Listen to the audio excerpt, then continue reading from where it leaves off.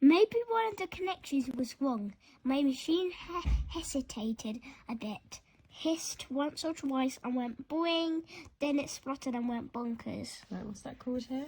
What's that? That means like it went all over the place. What's it called when it's wonky writing? Like you're saying bonkers. It's italics. Then it spluttered and went bonkers. You do it? Then it spluttered and went bonkers. I tried to reach off the switch, but with no luck.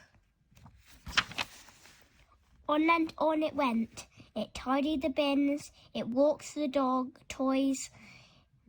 It emptied the dog. It mopped itself. And it tried to sweep me until, finally, it stopped. Nothing I could do would get it to do it going again. So here I am, sweeping and mopping, patting the dog and wishing that my baby brother was more help. He has cleared up a bit of food and one of the flowers, but really I wish I had a brother the same age as me. I'd like the sort of brother who would help me, someone I could play football with. I'm getting another idea. Let's have a look at the coin, said Uma. Uma spun it in his fingers. Oma spun it in his fingers. Uma spun it in his fingers. Wow, he said. It does look old. It does look old. It does look old. Uma passed it back to Carrie, who was jumping about with excitement. It's a real treasure coin, she grinned. Come on, she shouted. We're going to show this to Mr. Hart right now. Chapter 2, Tough. After 10 minutes of the game, it was still 0-0. United had done well. Newcastle could pass the ball, but they'd not got behind Ryan and his defence. They're not so good, Ryan said to Ben after the ball had gone out for a throw-in. They're not so good, Ryan said to Ben after the ball had gone out for a throw-in. They're not so good, Ryan said to Ben after the ball had gone in. You have to do a big breath. They're not so good, Ryan said to Ben after the ball had gone out for a throw-in. They're not so good, Ryan said to Ben after the ball had gone out for a throw-in. Ben laughed. Easy, he said. James went to take the throw-in. Standing close to the halfway line. James went to take the throw-in, standing close to the halfway line. James went to take the throw-in, standing close to the halfway line. Ryan ran casually to trap the ball, but a Newcastle player came out of nowhere, beating him to it. Ryan tried to take his legs, but he was too quick. He had the ball. Once he had the ball, the Newcastle player, a huge blonde boy, took 2 strides and passed the ball to a teammate. Then he was running. His teammate looked up, saw his run, and fed the ball back to him. Suddenly, the blonde player was in the penalty area, already past United's 2 central defenders, Ryan and James. Thomas had no chance. The striker clipped the ball over him as he ran out to close down the angles. The striker clipped the ball over him as he ran out to close down the angles. The striker clipped the ball over him as he ran out to close down the angles. As the Newcastle players wheeled away to celebrate, Ryan could hear Steve shouting his name. He tried not to listen, but couldn't avoid his deep, booming voice. Ryan, concentrate, teamwork. Aladdin asked his uncle to help him out. Hand me the lamp first, boy, his uncle said. But Hand me the lamp first, boy, his uncle said. Hand me the lamp first, boy said. Hand me the lamp first, boy, his uncle said. Hand me the lamp first, boy, his uncle Said. says. Hand me the lamp first, boy. Hand me the lamp first, boy, His uncle said. his uncle said. Good. But Aladdin was scared in the darkness, and began, "No place," And begged, "No place, help me, uncle." No, please help me, uncle. Your turn. "No, please help me, uncle." Mr. Hart was sitting at his desk when Kerry and Omar burst into the classroom. What's going on? Asked Mr. Hart, looking up.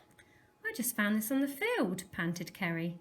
Will you enter it for the buried treasure competition? She dropped the shiny coin onto Mr. Hart's desk.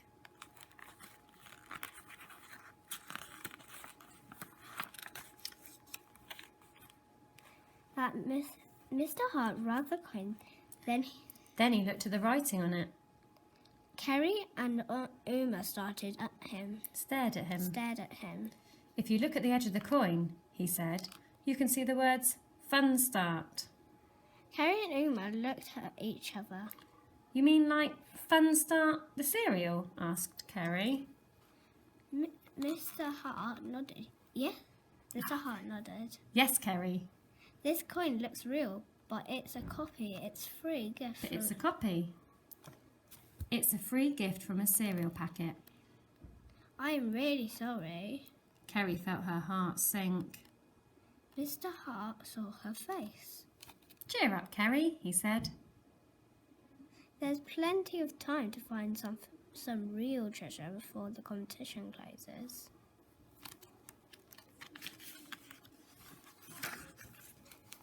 Kerry and Omar walked back across the classroom. They were about to go out. Then they heard someone behind them. It was Matt Thorne. He was always saying mean things. Now he was laughing. Yes, my turn. Now he was laughing at Kerry. Next day, all the class knew about Kerry's cereal packet coin. Matt Thorne had told everyone. Kerry wanted to enter cornflakes coin. Kerry wanted to enter a cornflake coin in the treasure competition. Matt. Let's try that one again. Kerry's cereal packet. Kerry wanted to enter a cornflake coin Kerry wanted to enter a cornflake coin. in the treasure competition. Matt smirked. Everyone laughed, but Matt laughed the loudest. That's enough, Matt said Mr. Hart. Good. In the blink of an eye, Aladdin found himself in his kitchen. Move your fingers. He In the blink of an eye, Aladdin found himself in his kitchen. In a blink of an eye, Aladdin found himself in his kitchen. He told his mother of his mean uncle, the trapdoor and the cave. He told his mother of his mean uncle, the trapdoor, and the cave. He told his mother of the mean uncle, of the trapdoor and the cave. Good. That man is not your uncle, she said. He is a wicked Sorcerer. sorcerer. That man is not your uncle, she said. He is a wicked sorcerer. That man is not your uncle, she said. He's a wicked sorcerer. Cried Kerry. She was crabbling in the long grass. What is it? asked Omar. It was lunchtime and Kerry and Omar were out in the school field. I'm going to read it and you can copy. If I read something, you can copy it, okay? Okay. Look, cried Kerry. Look, cried Kerry. She was scrabbling in the long grass. She was scrabbling in the long grass. She was scrabbling in the long grass. She was scrabbling in the long grass. What is it? Asked Omar. What is it? asked Omar. Right, go on, next page.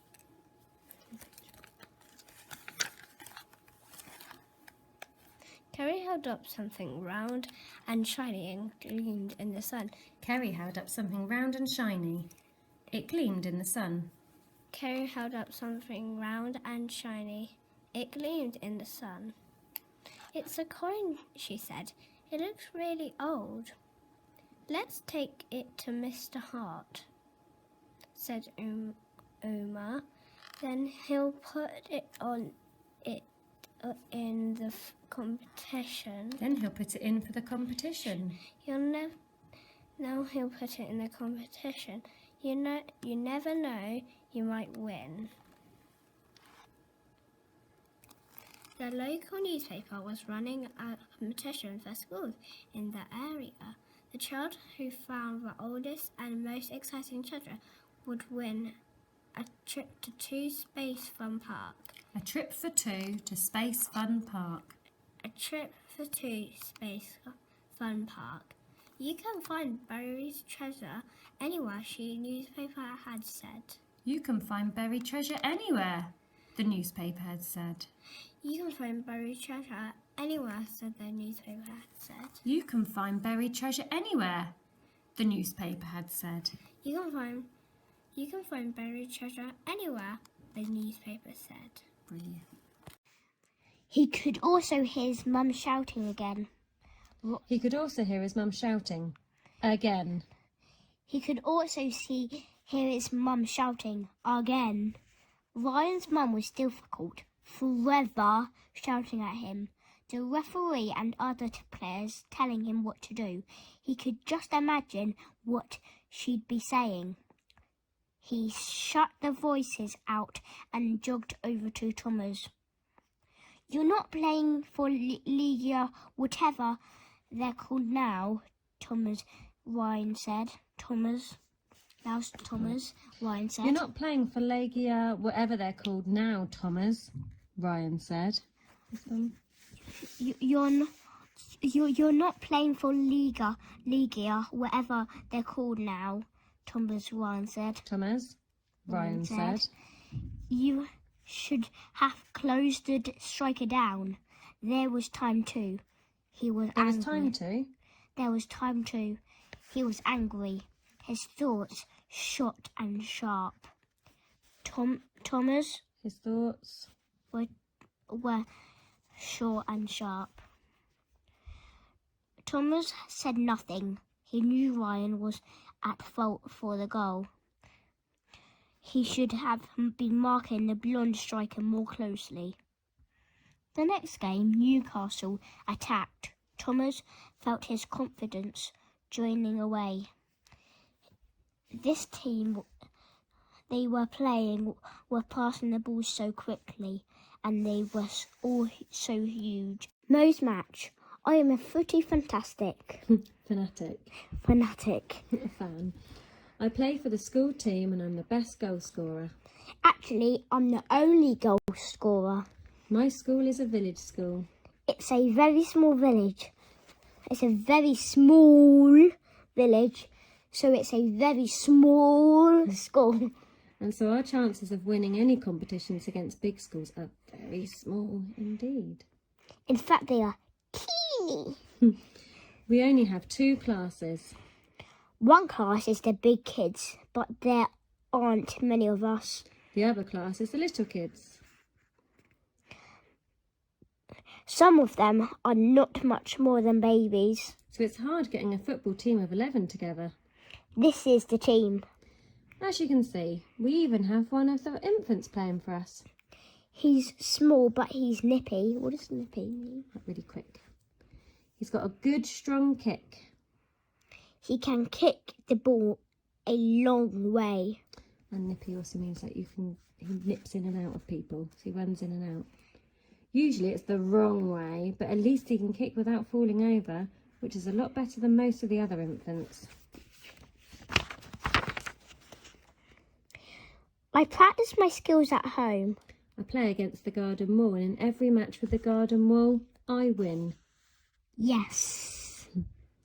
I work hard at practicing my penalties, but I think it would be a better match if there was a goalkeeper. So what do you think I did? Yes.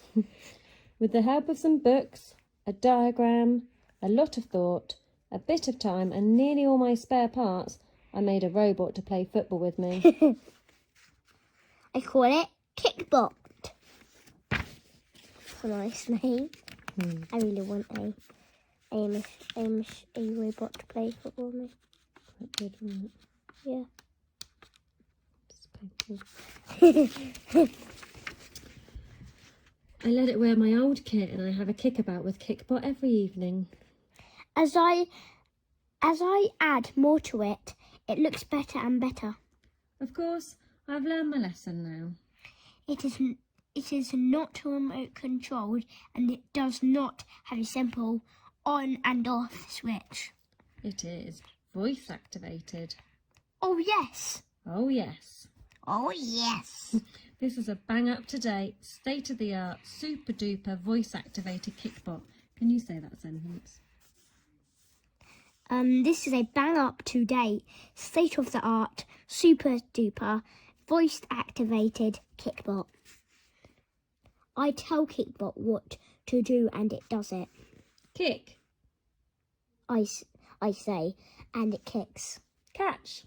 I say, and it catches. Head the ball. I command. Command. For me. Kickbot heads the ball. Oh, that's better. Find a space.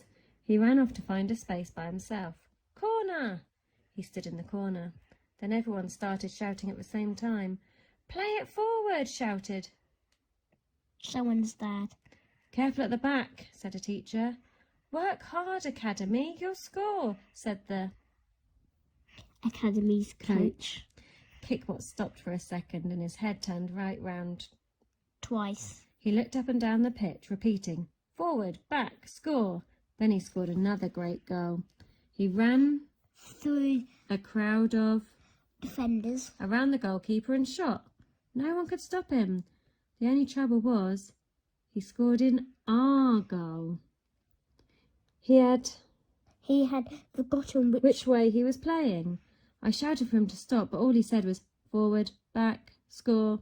All the time his head kept spinning. looking from one goal to the other.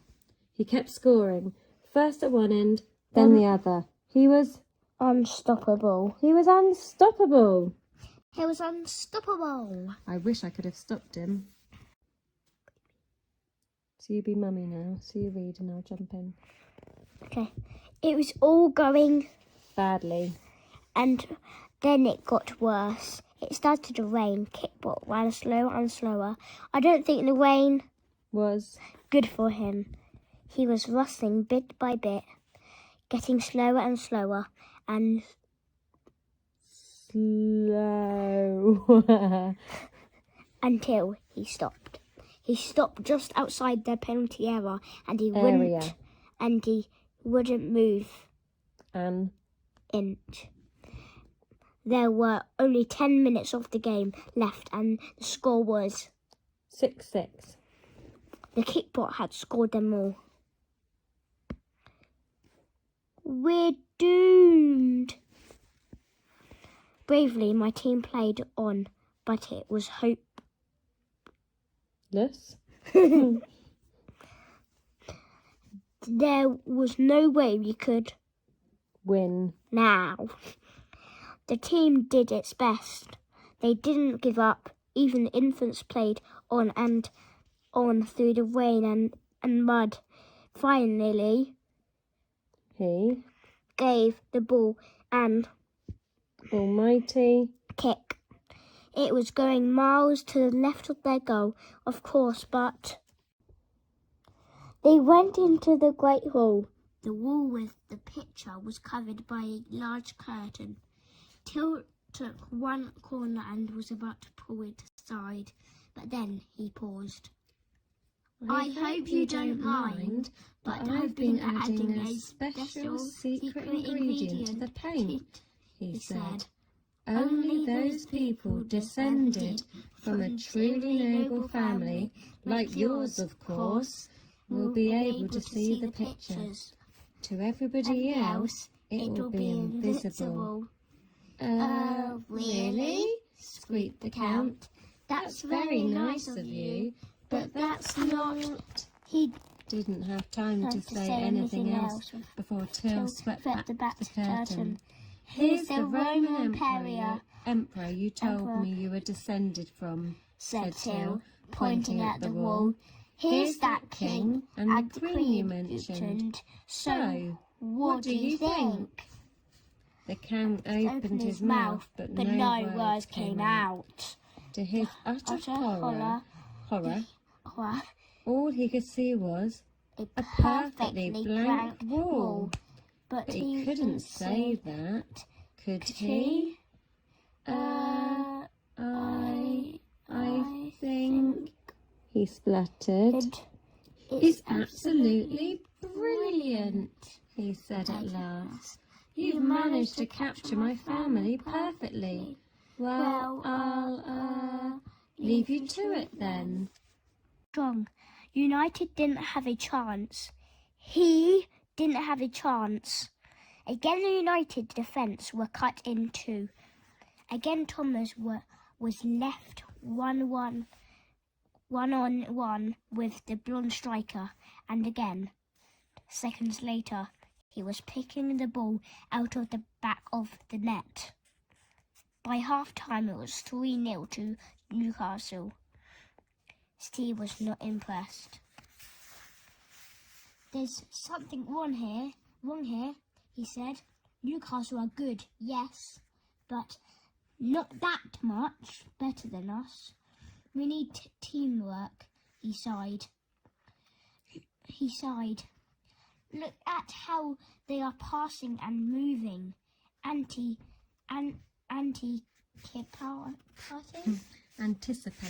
Anticipating each other's space and runs.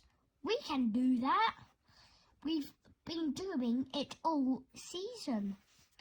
Steve looked at his team sitting in a circle around him. He'd never seen them look like this. Confused was the first word that came into his head. "First, it's possession," he said. "The more time we have the ball, the less they have it." "The more time we have the ball, the less they have it." "The more time we have the ball, the less we have it." "The less they have it." They have it. "Defenders, pass it out. Don't hoof it." Steve looked at Thomas. The keeper was afraid of what he was going to say. He'd never conceded 3 goals in a half before in his life, in Poland or in England. In Poland or in England. In Poland or in England, he felt like he didn't have any confidence that every attack was going to end with him beaten. "Thomas needs protecting," Steve said.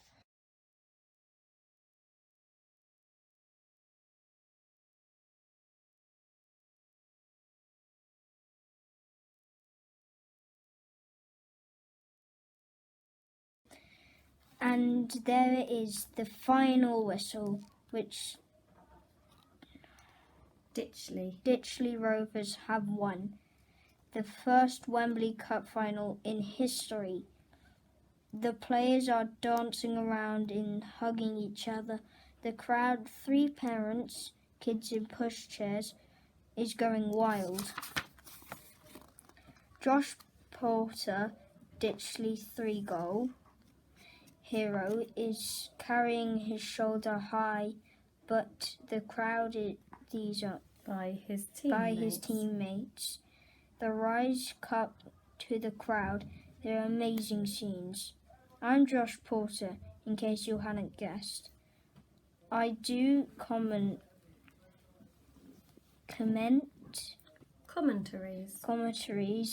like that are in my head all times at school, on the bus, even underwater in breath. Underwater in the bath. But this commentary wasn't different. It was Dream Ditch. But this commentary was different. It wasn't a dream. Can you do that bit again? But its commentary, if it was different, it wasn't a dream. Ditchley Rovers really were about to play their first Wembley final on Saturday. Okay, it wasn't Wembley Stadium, it was Wembley Park. And okay, the pitch at Wembley Park has hardly any grass, dips in the middle like a banana. But that didn't matter to me. We were in the cup final and I was perfectly my commentary for Saturday. Brilliant. Okay. Of course, it wasn't turn out like that in the real life. We couldn't actually win. We were playing Valley Kings in the final.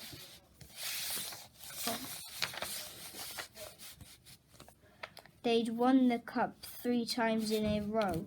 Deep down, I knew we couldn't stand a chance against them. We'd be lucky to score a single goal, but when you never knew it might happen in football. Who would have expected baggy shorts to turn up out of nowhere? Mark tries to read The Animals in Danger safely handbook before he leaves, but he is so excited he can't concentrate. He thinks he's about taking the book with him, but it is far too heavy to pack, and anyway, he tells himself he isn't likely to get into any trouble with Liam to look after him. Mark tries to read The Animals in Danger Safety Handbook before he leaves, but he is so excited he can't concentrate. He thinks about taking the book with him, but it's far too heavy to pack, and anyway, he tells himself it isn't likely to get in any trouble with Liam to look after him. Now, said Plop. Now, said his mother. Right, stop. Now, said Plop. Now, said his mother. You do it. Now, said Plop. Now, said his mother. Plop climbed out of the nest hole and wobbled along the branch outside. He peeped over the edge. The world seemed to be a very long way down. I'm not a very good lander, he said. I might spill myself. Your landing will improve with practice, said his mother. Look, there's a little boy down there on the edge of the wood collecting sticks. Go and talk to him about it. Now, said Plop. Now, said his mother. So Plop shut his eyes, took a deep breath and fell off his branch. You want it to get dark, said Plop in amazement. Wait. You want it to get dark, said Plop in amazement. You want it to get dark, said Plop in amazement. Oh, yes, said a little boy. Dark is exciting, and tonight is especially exciting because we're going to have fireworks. What are fireworks? Asked Plop. I don't think owls have them. Not barn owls, anyway. Don't you? Said. Don't you? Don't you? Said the little boy. Oh, you poor thing. Oh, you poor thing. Oh, you poor thing. Well, there are rockets and flying saucers and volcanoes and golden rain and sparkles and